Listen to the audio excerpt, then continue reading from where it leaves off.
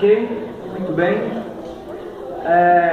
Feito para durar, a arte de casar e permanecer casado, aquilo que Deus uniu, que ninguém o separe, é o tema da nossa reflexão desse mês de maio. Nós separamos o mês de maio para falar sobre família na nossa comunidade. E o objetivo dessa série é nos levar a observar o que a sociedade fala sobre família e comparar com o que a Bíblia fala sobre o mesmo assunto de família, e deixar que não a sociedade modele os nossos princípios e valores familiares, mas que a palavra de Deus nos conduza, nos forneça todo o referencial que nós precisamos para construir uma família abençoada.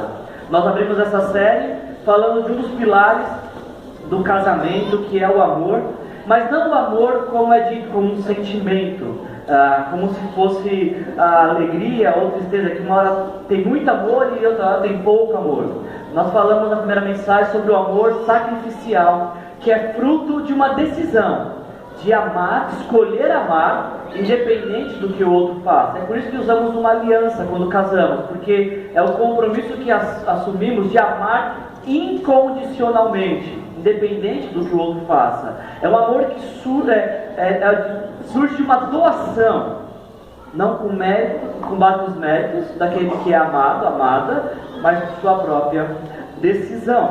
E o maior exemplo que nós temos disso, o maior exemplo que nós temos de amor para levar para o casamento, é o próprio Senhor Jesus Cristo. Jesus, quando decidiu morrer na cruz, ele fez uma escolha, e uma escolha de amor. Por nos amar, Jesus morreu.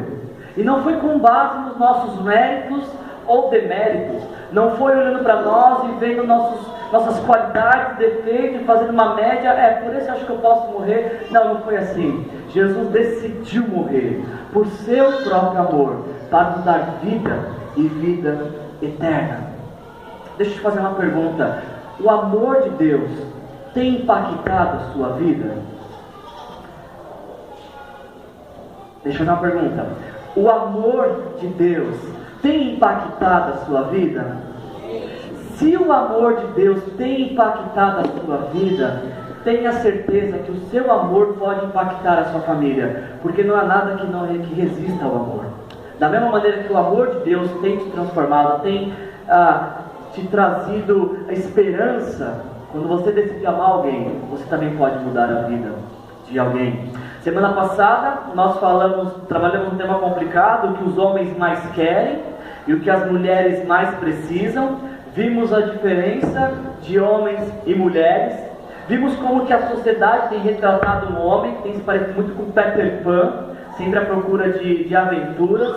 Vimos como a sociedade tem retratado a mulher como a exterminadora, a fatal. E vimos na Bíblia que esse não é o desejo de Deus para nenhum homem, para nenhuma mulher. Vimos no livro de Provérbios como que deve ser um homem e uma mulher, e como que esse perfil, de acordo com a Bíblia, é que muda a história de uma família.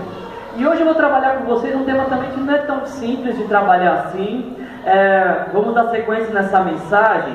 É um assunto complicado, porém é um assunto que muitos pastores gostam de trabalhar, porque é impressionante a disposição das pessoas em obedecer esse tema. Quando a gente começa a trabalhar a Bíblia desse tema que eu vou falar hoje, as pessoas têm uma pressa em colocar em obediência, porque afinal de contas é a Bíblia que está falando. Hoje o tema da nossa reflexão é: sexo é bom e Deus quis assim. Hoje nós vamos olhar para a Bíblia e ver o que a Bíblia tem para falar sobre sexualidade. Não é uma coisa muito simples de se falar nos nossos dias. Quando a gente olha para a nossa sociedade, quando a gente olha para a distorção dos valores sexuais de nossa sociedade. Por exemplo, para os homens, falando com homens agora, homens que me ouvem, geralmente, na vasta maioria das vezes, os homens aprendem sobre sexo de uma maneira muito, muito distorcida. Os homens ouvem e aprendem desde pequeno, na sua maioria dos homens, de que sexo é uma necessidade fisiológica. É quase que um instinto animal que precisa ser saciado. O que faz com que os homens, a maioria dos homens, seja egoísta. E no ato sexual só pensem em si próprio e no seu prazer. Pensando sobre isso, sobre como os homens crescem ouvindo sobre sexo, o pastor Ricardo Agreste, no seu livro Feito para Durar, que nós estamos usando nesta série, ele diz a seguinte frase: o grande problema é que meninos em nossa cultura crescem vendo revistas, filmes e sites na internet, nos quais mulheres agem, presta atenção nessa frase, mulheres agem profissionalmente de acordo com o padrão sexual masculino. Ou seja, não é uma mulher de verdade, é uma mulher agindo como um homem gostaria que ela agisse, com a cabeça de um homem. E esse é um dos grandes problemas da pornografia. Ela induz o menino a pensar que toda mulher pensa, sente e age como homem. Não percebem que as profissionais contratadas que eles veem atuando em revistas, filmes ou sites são, na verdade, uma caricatura grotesca de mulher. Elas são mulheres, sim, mas pagas e usadas para satisfazerem o imaginário masculino. Em outras palavras, parafraseando o que o pastor Ricardo Agreste está dizendo, ele está dizendo que o sonho de consumo de muitos homens é uma mulher que entra no quarto, rasga a roupa de todo mundo, dê pirueta, dê duplo mortal, que sai batendo em tudo, quebrando todo o quarto e que tope fazer tudo. Homens que me ouvem, deixa eu te falar uma coisa. Se esse é seu ideal de mulher, você não está pensando numa mulher, você está pensando em outro homem. Porque este não é o retrato de uma mulher. Esta é a realidade de muitos homens. Mas por outro lado, a realidade feminina também não é diferente. Mulheres também, em sua vasta maioria, sofrem com as distorções de valores sexuais na sociedade. Eu penso que existem dois extremos de sexualidade feminina, onde muitas mulheres vão se encontrar em um desses extremos, a maioria delas. O primeiro dos extremos distorcidos de sexualidade feminina é que para muitas mulheres o sexo é algo sujo, é algo feio, é algo que você não pode conversar sobre o assunto. Meninas cresceram ouvindo seus pais falar, na verdade não falar sobre sexo, não tocar no assunto sexo. Porque sexo é algo feio, é algo que você não pode pensar, é algo abominável, que você só vai entregar para alguém quando casar. Mas se é uma coisa abominável, por que eu vou entregar? Vou guardar para mim. Se é tão medonho, tão abominável, por que eu vou entregar? Muitas mulheres crescem com essa imagem de sexo, que sexo é algo sujo, é algo rude, é algo complexo, complicado. Isso faz com que elas acabem sofrendo por conta dessa distorção de valores. Muitas mulheres olham para os filmes da sessão da tarde, essas comédias românticas, onde o homem é meigo, ele é delicado, ele faz poema, e elas esperam que os seus maridos sejam assim. Mulheres que me ouvem, se você espera que seu marido seja meigo, docinho, você não está esperando por um homem, você está esperando por uma outra mulher. Porque meigo e docinho não são palavras que retratam um homem. Esse é um extremo do imaginário sexual de muitas mulheres. E o outro extremo, tanto quanto distorcido, é que uma mulher, ela tem que atender ao imaginário masculino. É que se um extremo é que o sexo é sujo, proibido, algo abominável, que não deve nem se pensar e conversar, o outro extremo disso é que o sexo, a mulher também tem a liberdade de ter tanto prazer quanto o homem, de se entregar para quem quiser, quando quiser e quantas vezes quiser. Percebam os comerciais, as propagandas, outdoor. Você vai falar sobre um pote de Nutella e é uma mulher seminua que anuncia. Você vai falar sobre pregador de roupa e é uma mulher de biquíni que está pendurando a roupa. O apelo sexual é de que a mulher, ela tem que ser liberal, ela tem que provar e ter toda a liberdade que os homens têm na sexualidade. Nós vemos muito isso nos filmes e seriados, onde as mulheres batalham para ser promíscuas quanto os homens. Esse tipo de cultura, a cultura sexy, da mulher liberal, da mulher caçadora, da mulher dominadora, é um perfil que a gente vê, por exemplo, em filmes como Sex and the City, onde mulheres, na verdade, se portam, agem e pensam como se fossem homens. Falam sobre sexo, pensam sobre sexo como se fossem homens. Batalham por uma independência, batalham por uma liberdade, mas que na verdade elas estão atendendo ao imaginário masculino. Agora, tente imaginar como que acontece quando você pega um homem que cresceu ouvindo de que sexo é instinto, é carne, é necessidade fisiológica e que todas as mulheres têm que o satisfazer. E do outro extremo você pega uma mulher que de uma forma ou de outra ouviu também de que ela tem que se entregar para o homem, ela não tem prazer nessa relação, ela existe para a satisfação masculina. E aí você junta dois nesta relação. E se não bastasse esses valores que eu apresentei distorcidos para você sobre o imaginário sexual masculino e o imaginário sexual feminino, tem um que para mim é o pior de todos. E eu queria te apresentar na cena de um filme de classificação livre. Eu queria pedir que você prestasse atenção nas cenas desse filme aqui.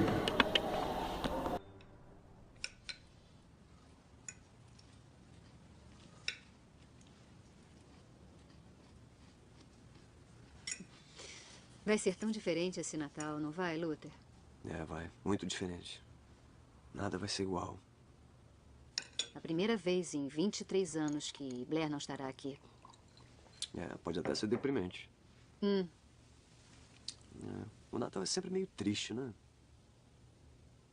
É, pois é. Eu queria esquecer tudo isso.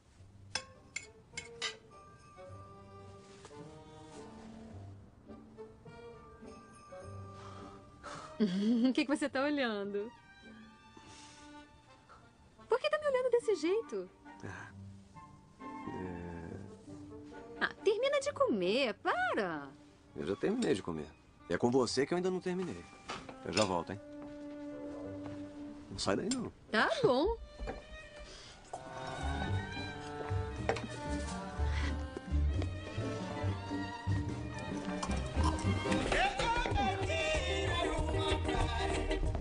Luther? O que deu em você? Mas hoje nem é sábado.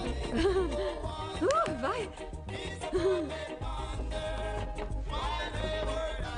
Continua, eu tô gostando. Eu tive uma ideia! Ah, é? Uma ideia brilhante.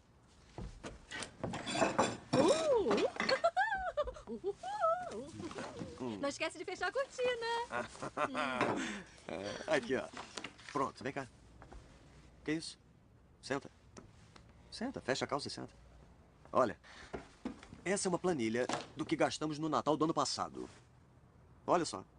Olha isso aqui, $63 de conserto de enfeite. É brincadeira. Olha o total. Gastamos $6.100 no Natal do ano passado. Mais de $6.000 no Natal. Eu ouvi da primeira vez, amor. Não ficou quase nada de valor. Onde você quer chegar? O que é que chama a sua atenção nesta cena, falando sobre sexualidade no casamento? Vocês prestaram atenção na cena? O cara começa a olhar diferente para a mulher, para sua esposa, e ela começa a ficar empolgada. E aí ele fala uma frase para ela, ela fala, pronto, ele vai me pegar. Ele vai chegar junto, não vai passar em branco essa noite. Ela fica toda acelerada, porque ela acha que vai ter ali uma noite de sexo. E ela começa já a se descabelar e se preparar para aquele momento. E a hora que ela acha que o cara vai dar o bote, ele frustra ela. Mas uma frase que para mim é muito interessante é que nessa preparação dela, na hora que ela acha que vai ter sexo, ela fala a seguinte frase para ele: Luther, o que é que tem em você? Hoje nem é sábado.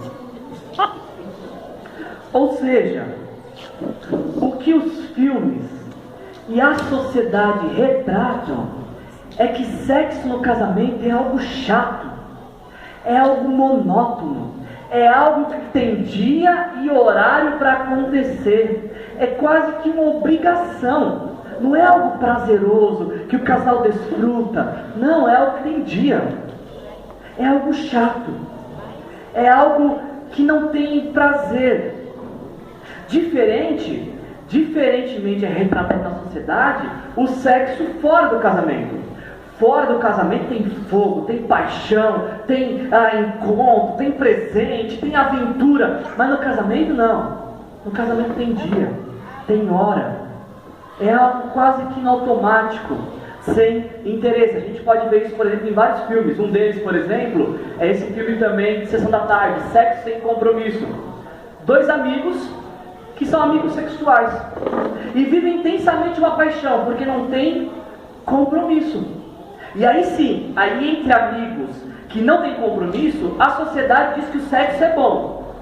Numa relação extraconjugal com uma amante, aí o sexo é muito bom. Ah, mas no casamento, nossa, no casamento é quase que um martírio. É quase que um sofrimento. E esses referenciais que nós temos na sociedade sobre sexo só existem por um motivo. Porque não é isso que a Bíblia diz sobre sexo. Não são esses valores que a Bíblia tem para nos falar sobre sexo. Sabe por que a nossa sociedade distorce tanto a sexualidade masculina e feminina? Porque vai contra a Bíblia. Sabe por que a sociedade distorce tanto o sexo no casamento e fora do casamento? Porque isso vai contra a Bíblia. Tem gente que, sinceramente, talvez alguns até entre nós, acham que Deus criou o ser humano, o homem e mulher, e o diabo que criou o sexo. Diabo, faz aí, não quero nem ver o que você vai fazer, faz aí. Não foi o diabo que fez o sexo, gente. Foi Deus. Sexo é bom e Deus planejou assim.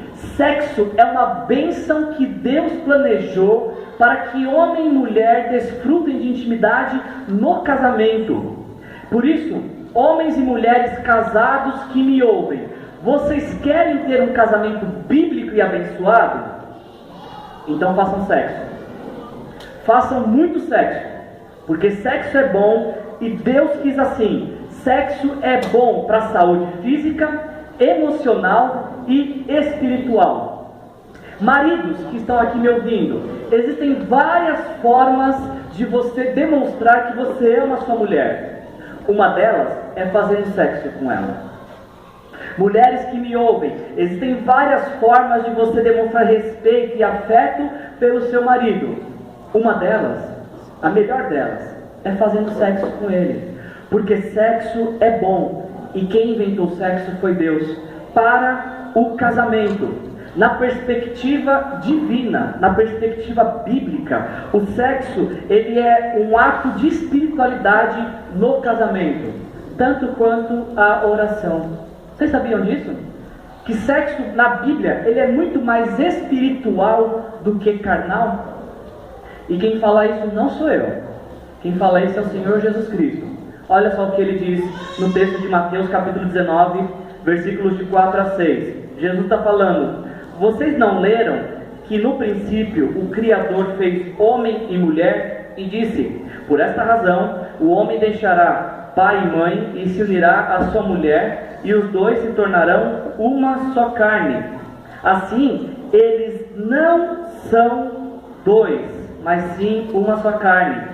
Portanto, o que Deus uniu, ninguém o separe. Quando você ouve Jesus falando isso, de que o sexo une as pessoas, o que vem à sua mente? Eu quero fazer aqui uma representação para você entender como é que funciona isso. Era uma vez um homenzinho torto, que morava numa casa torta. Você conhece a história da música, né? E esse homenzinho estava vivendo a sua vida tranquilamente, triste, deprimente. De repente ele encontrou quem? Uma princesa encantada. Os olhares se entrelaçaram, eles olharam para o outro e eles resolveram assumir um compromisso. Eles falaram: vamos casar. Oh, ela caiu, desculpa, ela caiu. Fica em pé, moça, peraí. Diante das testemunhas, fica em pé. Eles ficaram em pé diante das testemunhas, diante de Deus, e se casaram. E quando casaram, como é que foi consumado o casamento? Com sexo. Eles fizeram sexo, gente. E como tinha muito atraso, né, de espera, não pode fazer antes e tal, eles tiveram muitas relações sexuais. E aí se tornaram uma só carne. Uma só carne. Não são dois, são um. Misturaram histórias, misturaram sentimentos, misturaram a espiritualidade. Jovens que não estão casados, é por isso que a gente fala para não fazer sexo antes do casamento. Não é que nós somos ultrapassados, é porque no sexo você compartilha muito mais do que físico, você compartilha alma, você compartilha coração, você compartilha vida. E agora imagina se vai entrando outras pessoas nessa relação, com quantas misturas você vai ficar. Deus criou o sexo para o casamento, para unir. E é por isso que o sexo... Vocês fizeram bagunça aqui, nossa. É por isso que o sexo é algo espiritual, porque o sexo une o casal. No sexo o casal se une, no sexo o casal cria uma harmonia. Aliás, não sei se você sabia, mas na Bíblia tem um livro que foi escrito só para falar sobre sexualidade. Você sabia disso? Sexo é tão divino, sexo é algo tão criado por Deus para homem e mulher viverem no casamento, que Deus se preocupou que na Bíblia tivesse um livro só para tratar deste assunto. E eu vou ler esse livro com vocês, é o livro de Cantares. Está lá no meio da Bíblia, perto de Salmo, perto de Provérbio. Eu vou compartilhar também os versos com vocês aqui. Eu quero mostrar primeiro no livro de Cantares a sexualidade feminina à luz da Bíblia. Nós já vimos até aqui os valores distorcidos da sociedade sobre sexualidade, masculina e feminina. Agora vamos observar o que a Bíblia tem para falar de sexualidade masculina e feminina. Começando por sexualidade feminina. O texto de Cantares nos diz o seguinte: a mulher falando: se ele me beijasse, se a sua boca me cobrisse de beijos. Sim, as suas carícias são mais agradáveis que o vinho. Fragrância dos seus perfumes é suave. O seu nome é como perfume derramado. Fala a verdade, que mulher assanhada essa daqui, você não acha não? Não, ela não é assanhada. Porque ela está se entregando para um homem, o seu marido. Ela está se expondo, se entregando para um único homem, o seu homem. Eu acho que esse casal aqui, talvez eles estiveram com a gente no encontro de casais que a gente teve no mês passado, porque olha a comunicação deles. Olha, não é só palavras, parece que tem um olhar na questão. Eles se comunicam inclusive sobre sexo. Olha o que a mulher diz. Ela diz o seguinte para o seu marido: que o seu braço esquerdo esteja debaixo da minha cabeça e o seu braço direito me abrace. Essa mulher, ela quer estar com o seu homem. Ela não quer estar com vários homens. Ela não quer estar com 2 homens, ela quer estar com o seu homem. O homem da sua aliança, o homem com quem ela se comprometeu. Ela o deseja, ela o quer, ela o admira, ela quer se entregar para ele. E olha que interessante como que esta mulher olha e ela enxerga o seu homem. Diz o texto seguinte, Cantares 5, de 10 a 16. O meu amado, olha a descrição dessa mulher, do homem dela. O meu amado tem a pele bronzeada. Ele se destaca entre 10.000. A sua cabeça é ouro, o ouro mais puro. Os seus cabelos ondulam ao vento como ramos de palmeira. São negros como corvo. Seus olhos são como pombas junto aos regatos de água, lavados em leite, incrustados como joias. As suas faces são como um jardim de especiarias que exalam perfume. Os seus lábios são como lírios que destilam mirra. Seus braços são cilindros de ouro engastados com berilo. O seu tronco é como marfim polido, adornado de safiras. As suas pernas são colunas de mármore, firmadas em bases de ouro puro. A sua aparência é como o Líbano. Ele é elegante como cedros. A sua boca é pura doçura. ele é muito desejado. Este é o meu amado, este é o meu querido, ó mulheres de Jerusalém. Você consegue perceber como que essa mulher olha para o homem dela? Ela dá uma conferida de cima e embaixo. E eu acho que ela vai, volta, olha, para, volta, analisa, dá uma geral de novo, pede para dar uma volta e olha de novo. Ela faz descrições detalhadas. Ela conhece o homem como a palma de sua mão. Tem duas coisas na descrição dessa mulher, falando deste homem, que me chamam muita atenção. A primeira delas é que nós não sabemos quem é este homem na Bíblia. Nós não sabemos quem ele é. Mas pela descrição dela, nós sabemos quem ele é para ela. Nós não sabemos quem ele é, mas nós não sabemos como que os olhos dela o veem. Como os olhos dela o enxergam. Essa é a primeira coisa que me chama muita atenção nesse texto. E a segunda é que essa mulher, ela está exposta para esse homem. Ela não está necessariamente nua de roupas, mas ela está despida emocionalmente. Ela está entregue, ela está vulnerável, ela está nua emocionalmente diante deste homem. Ela fica completamente desprotegida, porque ela não tem reservas para se entregar para este homem. O homem que é dela, o homem que ela quer, o homem que ela ama, o homem com quem ela assumiu um compromisso. E depois de desejar o seu homem, de fazer essa avaliação, de cima e baixo, dar uma volta, de dizer para ele o quanto ela o ama, depois de admirar detalhadamente o seu homem, só tem uma conclusão que essa mulher chega. Ela diz: eu sou do meu amado e o meu amado é meu. É um grande contraste com a nossa sociedade, você não acha? Um tremendo contraste com essa mulher de Cantares e as mulheres retratadas pelas mídias na nossa sociedade. Por exemplo, um dos retratos das mulheres na sociedade, uma música chamada Já Sei Namorar, da Marisa Monte. Olha só como é que a Marisa Monte retrata a feminilidade masculina. Eu sou de ninguém, mas ao mesmo tempo eu sou de todo mundo. E todo mundo me quer bem. Eu sou de ninguém, eu sou de todo mundo, e todo mundo é meu também. No mundo não há exclusividade. No mundo não há uma entrega para uma única pessoa. É para todo mundo, é geral. Todo mundo é de todo mundo.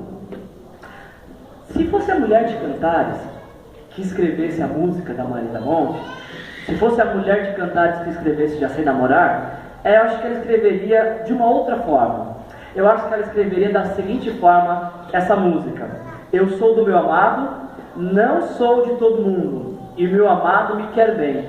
Eu sou do meu amado, não sou de todo mundo, e meu amado é meu também. Tem diferença? Tem muita diferença. Tem muita diferença do padrão que o mundo nos apresenta sobre sexualidade feminina e do que a Bíblia nos apresenta sobre sexualidade feminina. Vamos falar dos homens. Vamos falar da sexualidade masculina à luz da Bíblia.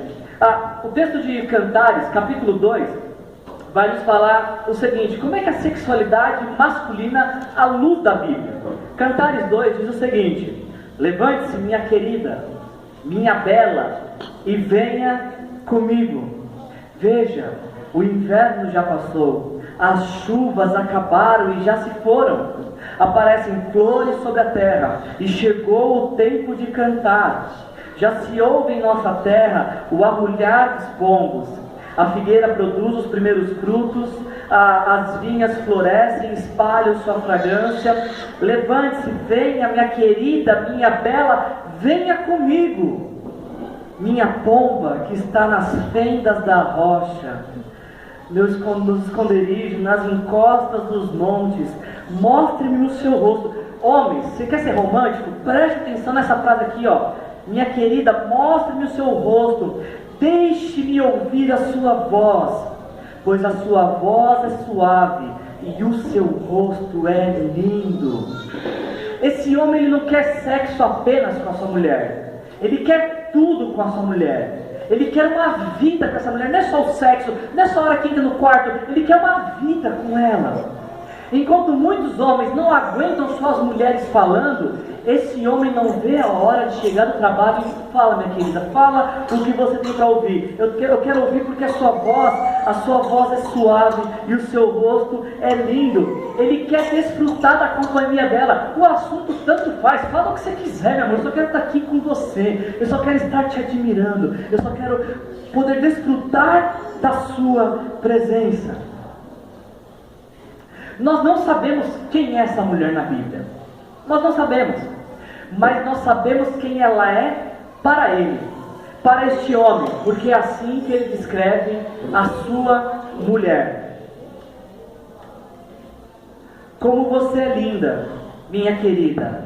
Ah, como você é linda. Seus olhos por trás do véu são pombas. Presta atenção no sobe e desce do olho, tá? Acompanhando aqui, acompanha. Seu cabelo é como um rebanho de cabras que vem descendo do Monte Gileade. Não sei se era muito descabelado, não sei, mas sei que ele gostava disso. Os seus dentes são como um rebanho de ovelhas recém-tosquiadas que vão subindo do lavadouro. Cada um tem o seu par, não há nenhuma sem crias. Os seus lábios são como um fio vermelho, a sua boca é belíssima, as suas faces por trás do véu são como a metade de uma romã.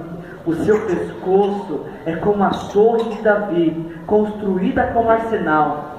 Nela estão pendurados 1000 escudos, todos eles escudos de heróicos guerreiros. Os seus 2 seios são como filhotes de servo, como filhotes gêmeos de uma gazela que repousam entre os lírios. Enquanto não raia o dia e as sombras não fogem, irei à montanha da mirra e à colina do incenso. Você é toda linda, minha querida. Não é que eu gosto de uma coisa e outra coisa. Não, você é completa, você é toda linda, minha querida. Em você não há defeito algum. Eu imagino esse homem dando uma bela conferida nessa mulher. Fala, anda amor, dá uma voltinha, vai, volta. Não, vai de novo, para. Dá uma volta. Ele confere a mulher.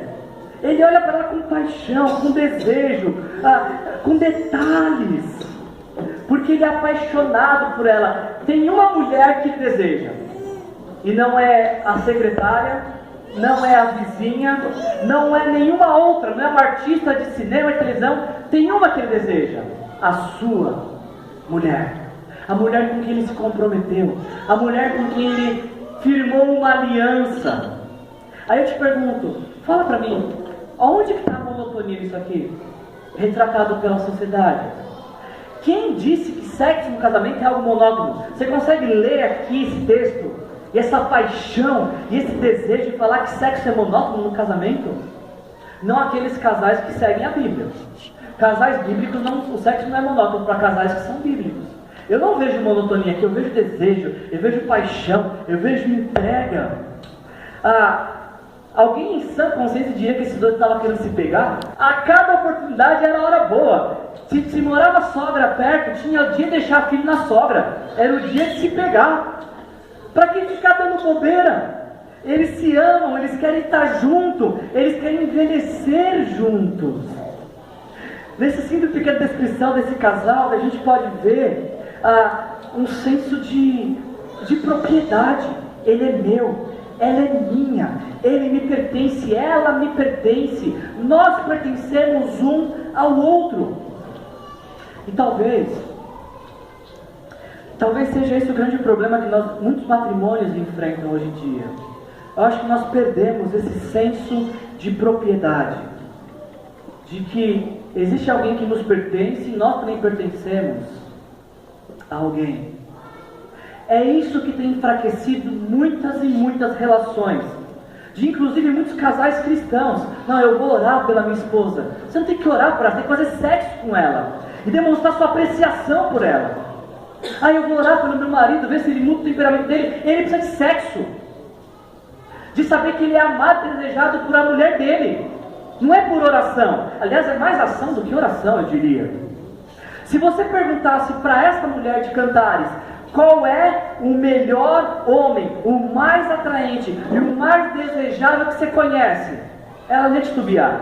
Ela ia ficar pensando, quem é? Peraí, deixa eu pensar. Tem o Janiquine lá, tem o Cauã. Ela não ia ficar questionando.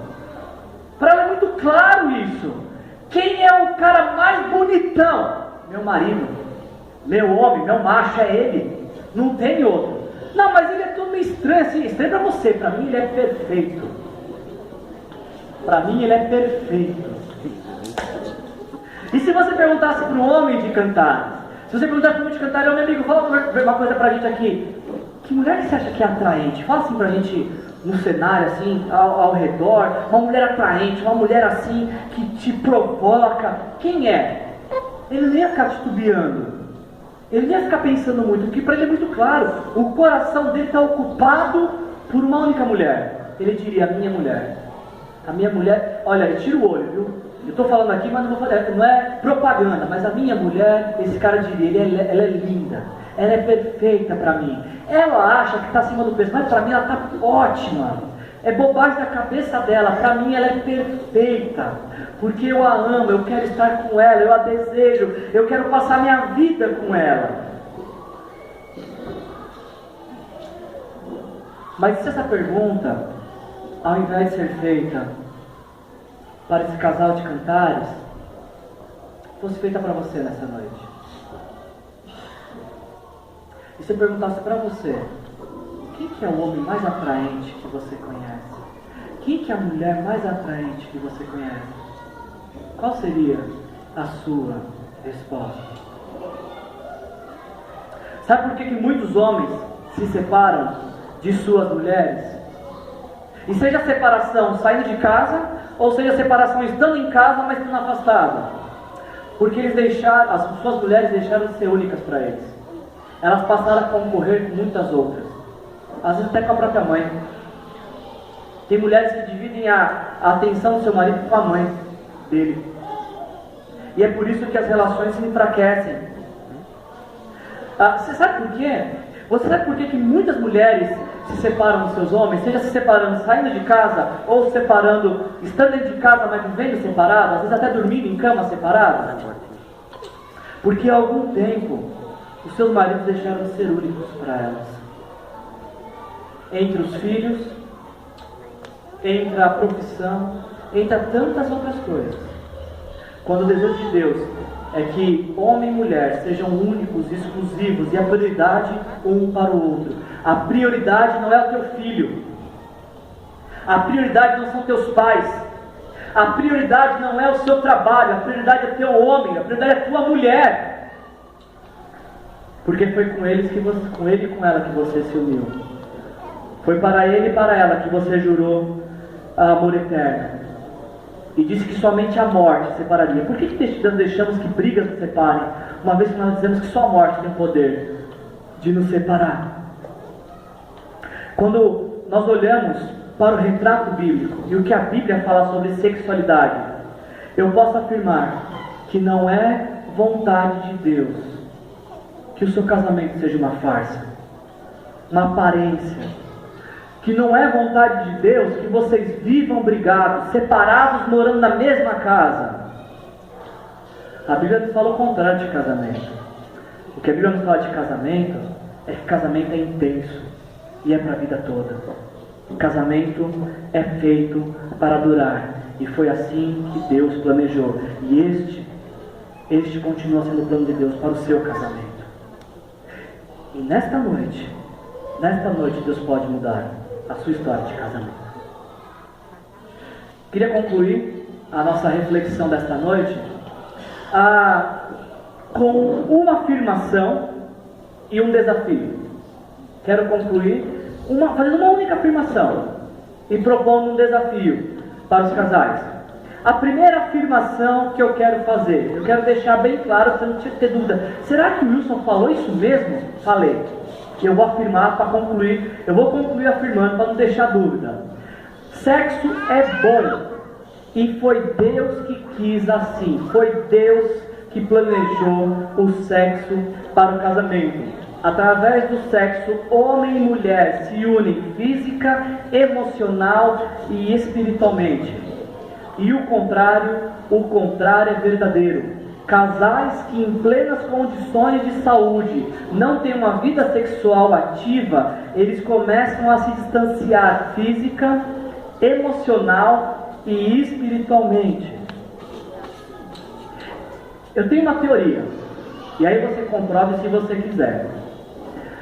Na minha teoria, casais que estão em plena saúde, plenas condições de saúde, quanto mais sexo eles fazem, menos eles brigam. É uma teoria minha, você comprova se você quiser, faz o teste no seu casamento. Mas a minha teoria é essa: quanto mais relação sexual o casamento tem, menos brigas acontecem, porque o sexo une, porque o sexo traz harmonia para o casal. Quando nós vamos conversar e aconselhar jovens que estão se casando, nós dizemos que no casamento o sexo não é o mais importante, mas ele está ali entre os três, ele vai alternando entre os três principais coisas.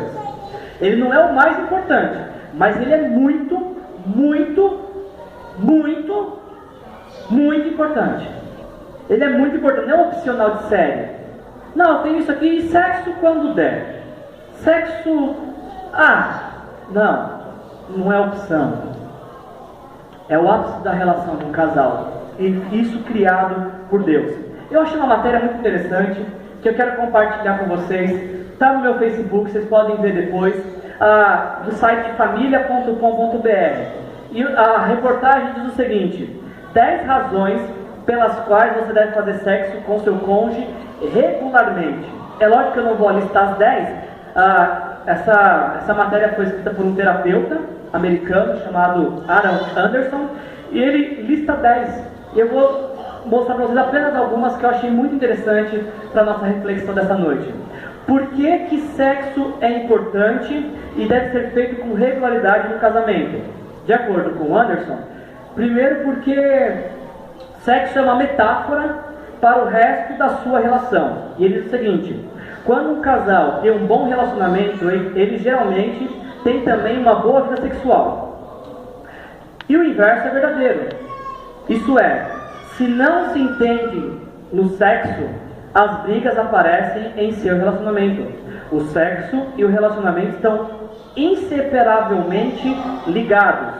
Assim, estar em união no quarto, tão frequentemente quanto possível, criará elos que os conectam fora do quarto com mais frequência também. Deixa eu repetir isso aqui. Estar em união no quarto, tão frequentemente quanto possível, criará elos que os conectam fora do quarto com mais frequência também. Por que casais casados, que querem ter um casamento bíblico, devem fazer sexo regularmente? De acordo com Anderson, porque o sexo aproxima o casal. O sexo é a única coisa que define você e seu cônjuge como mais do que colegas de quarto. É a única coisa que você compartilha exclusivamente com ele, com ela e com mais ninguém. E por isso o sexo é uma forma única para vocês expressarem romance, amor e paixão um pelo outro, de maneira que você não poderia expressar em qualquer lugar ou para mais ninguém. E uma última colocação das 10, você pode ver isso depois da matéria completa. Por que casais devem fazer sexo? Porque o sexo ajuda você a se sentir mais como homem ou mais como mulher. Como mulher, diz Anderson, é difícil se sentir feminina quando uma boa parte do seu dia é gasto limpando meleca e certificando-se de que a pasta de dente foi tirada dos espelhos. E como homem, é difícil sentir-se masculino quando você está sendo um motorista e um serviçal para os seus filhos. Sexo os ajuda a sentirem novamente vocês mesmos. Ele lembra a sua feminilidade e masculinidade, e lembra a sua relação única com o outro. Essa afirmação que eu queria que vocês levassem para casa, de que sexo foi feito por Deus como algo bom e para ser desfrutado apenas no casamento. E eu quero fazer um desafio. Eu quero propor um desafio. vocês coloquem em prática aquilo que a gente conversou. Casais casados, coloquem em prática o que a gente conversou. Homens, vocês precisam me entender que o sexo não começa no quarto. Não adianta passar o dia inteiro sem falar com a mulher, sem olhar para ela, sem querer ter nada com ela, sem dar oi para ela, e aí chega no quarto e fala: e aí? Vai ter? Vai ter nuvem hoje? E ela vai falar: nuvem? Aí você fala: eu nu e você vem? Não vai ter nuvem. Se você passou o dia inteiro sem falar com a sua mulher, chegou em casa, não deu um beijo pra ela e vai pro quarto direto, vai querer ter nuvem? Não vai ter nuvem. Nem morrendo, nem matando um. Não vai. Porque o sexo não começa no quarto. Às vezes ele começa na sala, dando atenção para sua mulher, olhando no olho dela, conversando com ela. Às vezes o sexo começa na cozinha, ajudando a lavar a louça, ajudando a fazer a comida. Às vezes o sexo começa quando você está com as suas crianças, dando atenção para os seus filhos, tirando a sobrecarga de sua mulher. Porque quando você ajuda a sua esposa, você está dizendo para ela que ela é muito importante para você. Que não é só sexo que você quer com ela, você quer ela por inteiro. E você quer a felicidade dela. Mulheres que me ouvem, não tem nenhum problema vocês ficarem indispostas. Não tem nenhum problema. Só que uma indisposição que dura 3 meses pode ser anemia profunda. É doença. Pode matar, cuidado. Mulheres, não tem problema. Não tem problema vocês falarem: estou com dor de cabeça. Não tem problema mesmo. Mas uma dor de cabeça que dura 1 mês é tumor, gente. É perigoso, vai no hospital. Não tem problema você não querer, mas compartilha com seu cônjuge o motivo da sua indisposição. Não use como desculpa. Não tem nada pior para um homem do que ser rejeitado. De desejar a sua mulher e sua mulher vive dando cartão vermelho para ele. Vive colocando ele em impedimento. Vive jogando pro 0 a 0. Não dá. 1 dia, 2, em um caso de enfermidade, os homens entendem. Mas 1 mês vocês estão de brincadeira. 1 mês não existe isso. Não existe. Em plenas condições de saúde, vibrando que nem cantares, não existe isso. Tem um livro que eu li para preparar essa mensagem. O título dele é Famílias Fortes, Igreja Forte. E neste livro, o Wayne Gruden, ele está fazendo aconselhamento com casais, e ele ouve de mulheres que as mulheres gostariam que os homens soubessem sobre sexo, e o que os homens gostariam que as mulheres soubessem sobre sexo. Então eu quero compartilhar com vocês, homens, dica das mulheres sobre sexo para os homens. Primeira dica das mulheres sobre sexo para os homens. Os homens estão com o caderno aí, anotem no celular, não estou falando com você. Anota aí. Mulheres dizem para os homens: homens, demonstre mais afeição, seja mais atencioso durante o dia. Chegue do trabalho, beije o meu pescoço e pergunte sobre o meu dia. Dica de mulheres para os homens: diga que me ama em outros momentos, não só quando estamos na cama. Não tenha vergonha de dizer: eu te amo na frente dos outros. Dica de mulheres para os homens: seja doce e carinhoso, pelo menos, cronometrem homens, 1 hora antes de iniciarmos a relação sexual. Não vai ter nuvem antes de 1 hora. Trabalha. Isso aqui eu achei sensacional. Talvez a coisa que eu mais gostei de tudo que eu li no livro do Gruden. Ore comigo.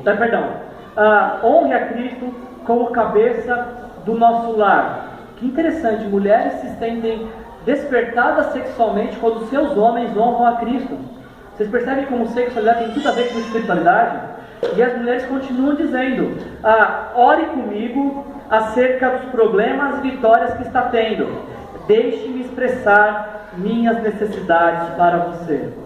Homens, colocou isso aqui em prática, é nuvem garantida. Agora os homens, dicas que os homens gostariam que as mulheres soubessem sobre sexo, sobre o imaginário, o universo masculino sobre sexo. Mulheres, caderninho na mão, podem tirar fotos se quiser, acesse a internet 2 vezes a pregação. Dica dos homens para as mulheres sobre sexo. Fique atraente na hora de dormir. Nada de cabelo nem melecas no rosto. Evite usar a camisola da vovó ou pijama. E eu acrescentaria camiseta de deputado, camiseta de time e camiseta 3 número maior. Ok? Dica dos homens para as mulheres sobre sexualidade. Vista-se de forma mais atraente quando estou em casa. Nada de roupa de ficar em casa. Um dia, tudo bem. Se você está precisando de roupa, você não tem, pede, ele vai comprar. É interesse dele te ver atraente. Ok? Dica de homens para mulheres. Fale mais abertamente sobre sexo. Diga-me o que preciso fazer para ser o parceiro sexual que você deseja. E homens, conversem também com suas mulheres, do que vocês gostam, do que não gostam, vocês têm que entrar em acordo sobre isso, porque a sua união depende disso. Dica de homens para mulheres sobre de homens para mulheres sobre sexo: não tente me punir negando sexo ou dando de má vontade. Não quer fazer, não faz. E comunica: olha, não tá legal hoje não vai dar. Mas não faça isso com barganha. Se você consertar a torneira, aí sim. Se você fizer isso, o que é isso aqui? Ou de má vontade: tudo bem, vai, tem que... Vamos lá. Vai você sozinha, vamos lá, que vamos lá.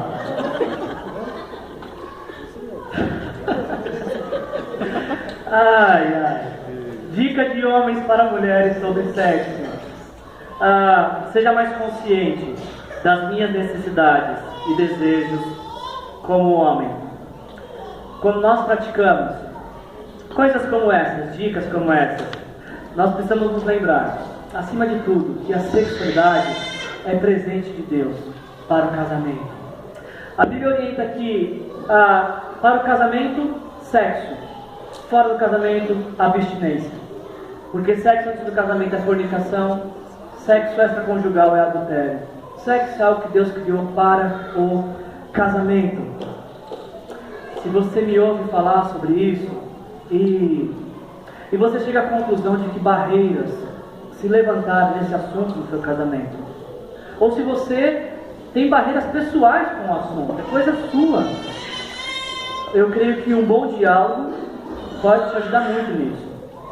E de repente você pode procurar um conselheiro que possa te ajudar também. Não vai sair falando com meia dúzia, com a vizinha. Não. Procure pessoas certas se você não consegue resolver sozinho. Pessoas que podem realmente te ajudar. Em alguns casos, até uma ajuda externa necessária, como médico, por exemplo. Não tenha vergonha de procurar médico. Porque você talvez está sendo privada de provar de algo que Deus criou para que você viva intensamente para a sua própria vida. Para você ter uma vida intensa. Um conselho do pastor Ricardo Agreste, com isso eu encerro, e eu faço das palavras do Ricardo Agreste, também do livro Feito para Durar, as minhas palavras. Deixa eu ver se eu coloquei aqui. Não coloquei. Preste atenção. Nós precisamos encarar, o pastor Ricardo Agreste diz no livro Feito para Durar, nós precisamos encarar a sexualidade do casamento como um ato de espiritualidade, tanto quanto a leitura da Bíblia ou a oração. Muitas pessoas procuram sustentar seus casamentos lendo mais a Bíblia e fazendo mais oração.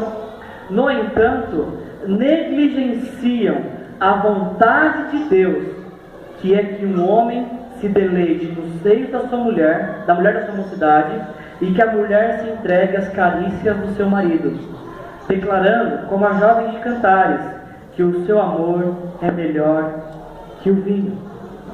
O segredo para obter um relacionamento bom, sadio, que alegra o coração, é entender que ele é presente de Deus. E quando nós temos relação sexual com nossos cônjuges, estamos fazendo a vontade de Deus para o nosso casamento e para a nossa família. Sexo é bom, quem inventou isso foi Deus. Graças a Deus que Deus inventou o sexo e Ele criou isso para que pudéssemos desfrutar de intimidade e manter nosso casamento sobre firmes e fortes alicerces. Eu quero orar por você, eu quero orar por sua vida, mas a minha oração vai ser pouco eficaz se você não chegar essa noite lá na sua casa, trancar a porta do quarto, colocar as crianças para dormir e conversar. Não vai resolver muito. Então, eu quero orar por você, mas assuma um compromisso de viver a vontade de Deus para o seu casamento. Feche seus olhos.